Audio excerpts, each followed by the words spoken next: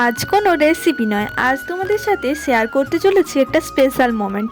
আজ সকাল সকালে রেডি হয়ে গেলাম, কারণ আজ ছিল আমার পুচকু ভাইজির অন্নপ্রাশন। আর এখানে দেখলাম ফটোশ্যুট চলছিল, আমিও ব্লগের জন্য একটা ভিডিও করে নিলাম।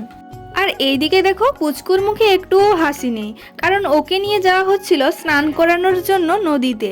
তারপরে ওখানে যা যা রিচুয়ালস ছিল সব কিছু পালন করার পর আরও কিছুক্ষণ ফটোশ্যুট হলো, তারপরেই বাড়ির দিকে রওনা দিলাম।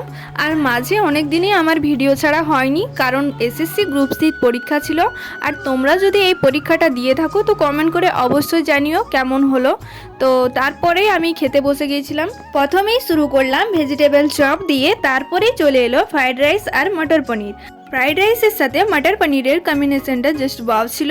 তারপর ফ্রাইড রাইস শেষ হতে না হতেই চলে এলো সাদা ভাত, সাথে ভেজ ডাল আর শাক ভাজা, আলু পোস্ত আর ইঁচড় চিংড়ি।